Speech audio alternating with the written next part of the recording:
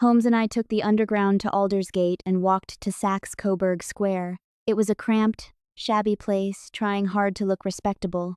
On the corner stood Jabez Wilson's pawnshop, marked by 3 gilt balls and a brown sign.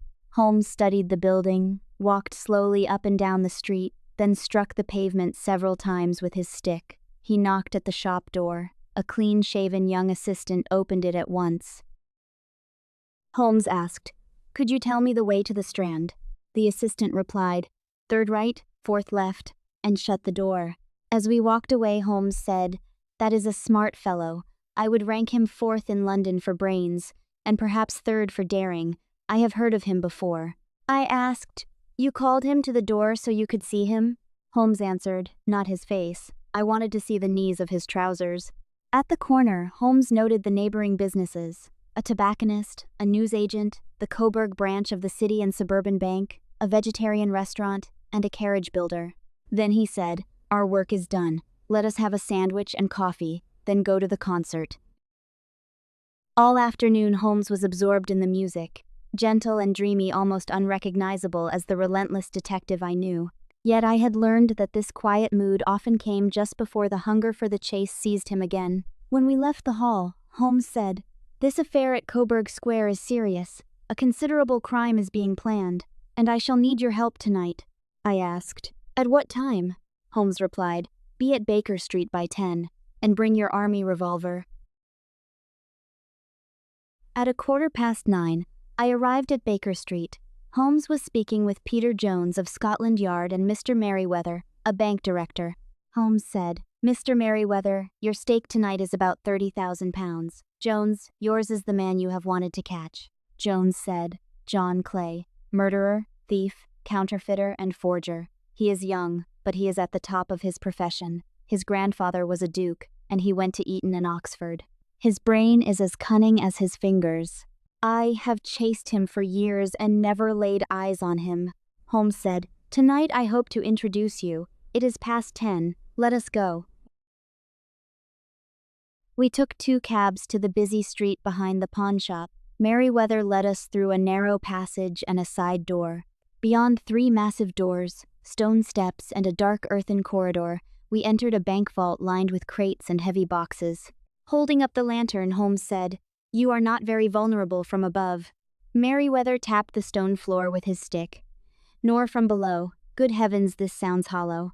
Holmes immediately said, "Please be quiet. You may ruin the whole operation. Sit on a crate and do not interfere." After examining the cracks between the stones, Holmes said, "The pawnbroker must be safely in bed before they move, so we have at least an hour. This is the cellar of a major London bank. Mr. Merriweather, tell Watson why criminals are so interested in it." Merriweather whispered, "The French gold. We borrowed 30,000 Napoleons from the Bank of France, and the whole shipment is still down here." Holmes said, "Then we cannot risk a light. Take your positions. I shall stand behind this crate, you hide behind those. When I flash the lantern, rush them. Watson, if they fire, fire back." I laid my cocked revolver on the crate before me. Holmes closed the shutter over the lantern, and the vault fell into complete darkness. In the dark, Holmes whispered, "They have only one retreat, back through the house to Saxe-Coburg Square. Jones, have you covered the front door?" Jones replied, "An inspector and 2 officers are waiting there." Holmes said, "Then every exit is stopped. Now we wait."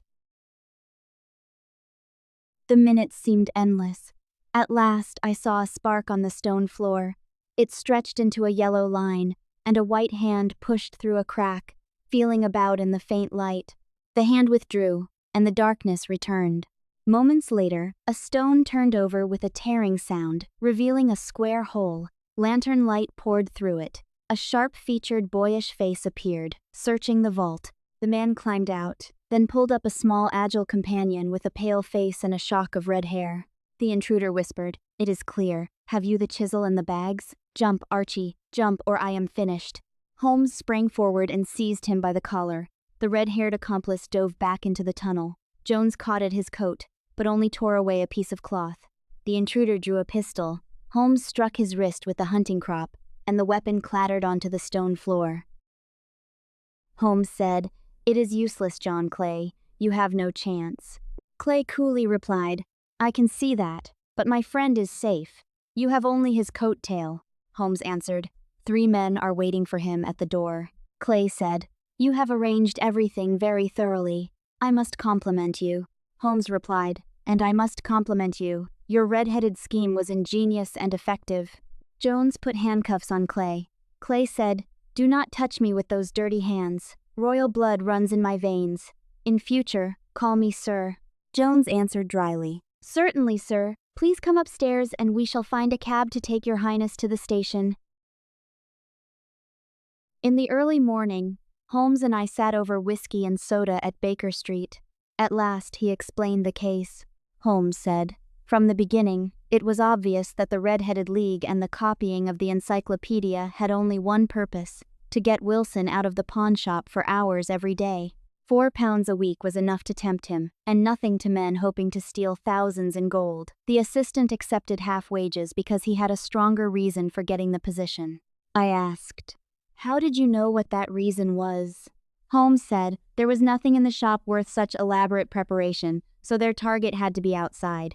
The assistant loved photography and often vanished into the cellar. That suggested a tunnel. Today I struck the pavement to learn whether the cellar ran forward or backward. It ran backward. Then I walked around the corner, saw that the bank adjoined the pawn shop, and the problem was solved. I asked, How did you know they would strike tonight? Holmes replied, When they closed the League office, they no longer needed Wilson away from his shop. The tunnel was finished. They had to use it before it was discovered, or the gold was moved. Saturday gave them 2 days to escape, so it was the perfect night. I said, Your chain of reasoning is long, yet every link rings true. Holmes yawned. It merely saves me from boredom. These little problems let me escape the dullness of ordinary life. I said, And you are a benefactor to humanity.